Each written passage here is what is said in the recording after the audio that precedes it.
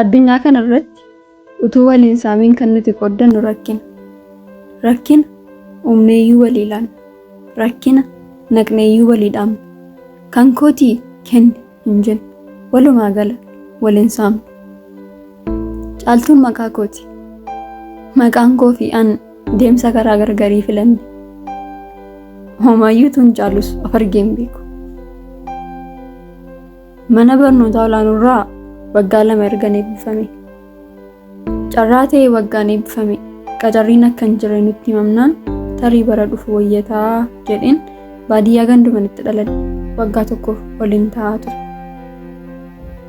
Booda saalli isaa waan furuun fakkaatuun dhaabbata dhuunfaa barbaaddachuu asuma Finfinnee mana adaadaa koo dhufe. Hojiin limmoo cidii keessaa taatee ofii argachuu miti nama argateef iyyuu gammaduuf carraa na dhowwatte. Baatii 6 adaadaa koo biran ture. Haala qaala'insa jireenyaa amma jiruun ishee irrattis ba'aa ta'uun koo na dhiphisnaan ba'ee qofaa koo jireenya loluun murteesse. Akkuma akkasaatti namni biizines manaajimentiin eebbifamtes keessummeessituu ta'een hafe.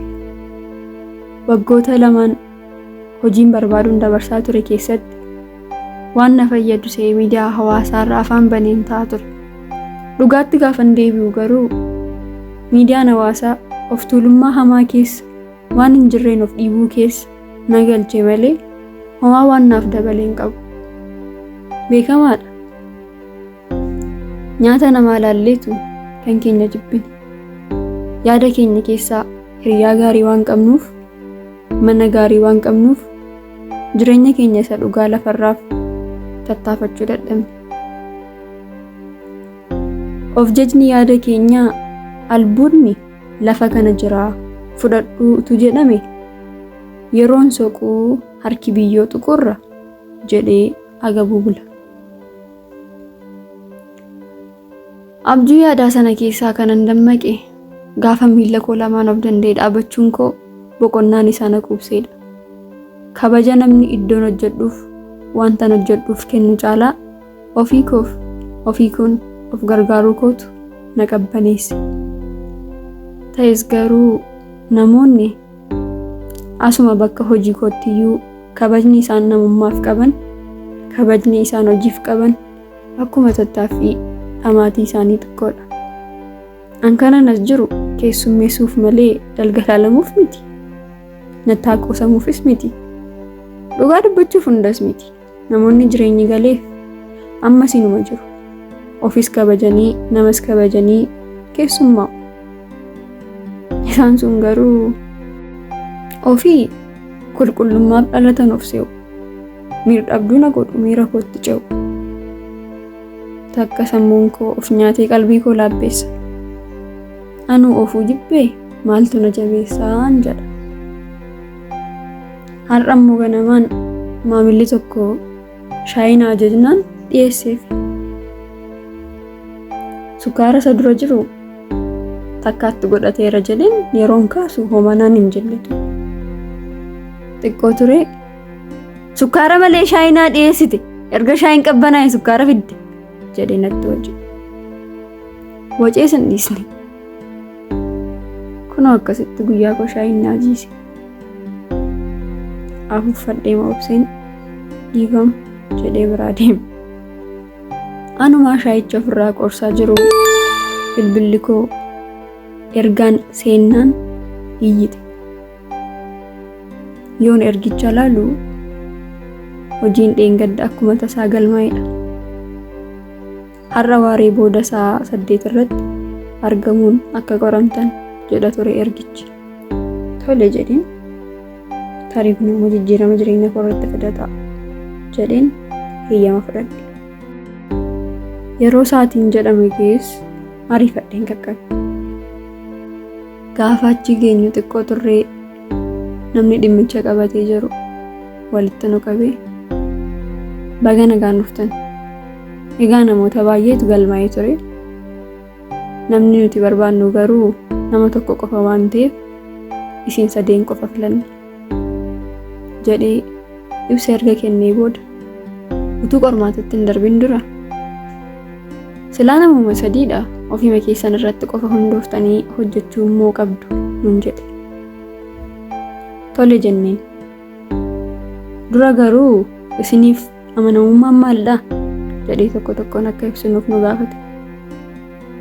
Baay'ee fuula hiriyyummaa fi kokkolfaan nu simachaa waan jiruuf qormaataaf waan dhufeeyyuu si'aan jiru. Inni jalqabarra jiru amanamummaan hundee hojiiti. Amanamummaan hin jiru taanaan homtuu hojjetamee ijaan godhatu. Namni amanamuu dhabuu isaatiin gufuu milkaa'inichaa ta'uu waan jiruuf hin milkaa'u. Sanuu qaamni amanamu utuu argamuu qofa miti. Gaafa hin argamne illee amanamuu qaba jedhee ibsa isaa kenne. Ani waanan jechuuf deemuyyuu hin beeku. Seeqnii fi akkaataan inni ittiin dhaggeeffatamaa jiru garuu akkan kufee na amansiisaa jiru. Obsee mandorgomaa lammaffaa dhaggeeffachuuf qopheesse. Innis akka nama ibsa amanamummaa kan biyyaa bakka bu'ee ibsuutti haasaa taasise.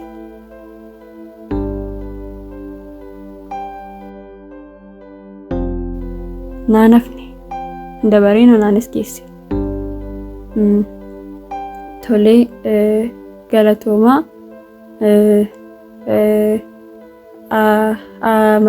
amanamummaan wanta namatti kenname yoo kan qabamu ta'e akka qabamu ta'utti qabu, yoo kan dhiifamuu qabu ta'e immoo dhiisu, akka dhimmi ofii akka itti eegamu barbaadanitti dhimma namaas qabudha. Itti gaafatamummaa dhugaadhas jedheen ollachaa deebise. Boodarra nu dorgomsiisaa jiru. Tole haala gaariin deebistaniittu. Egaa kan isin dhibu qormaata keessan ergan xumureen yaada keessan immoo madaali jedhe. Maal jechuu kan yaade hubachuuf daqiiqota dheeraa natti fudhate. Ammas itti fufee qulqullina barnoota keessaniin dorgomtoota hin qabdan. Dabalataan hojiin keenya immoo ammatti irra guddaan kan barbaadu amanamummaa fi heeyyamamoo ta'uu keessan. Baay'ee dubbachuu irratti komii hin qabdan. Garuu yeroo seentan qarshii karaarra buuseen ture. Caaltuun alatti lamaan keessan iyyuu yeroo seentan qarshicha fudhattaniittu. Caaltuun garuu barbaaddee fiddee qaama dhimmisaa laallatutti laatte. Gaafa ibsa afaaniin kennitan garuu isintu caala jedheen itti dheekkan. Egaa kanumaan isaan kufanii an darbee filatan.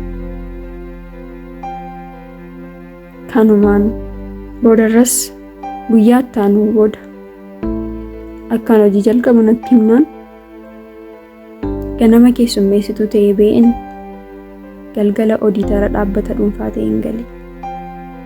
Kun seenaa kooti, seenaa Caaltuu.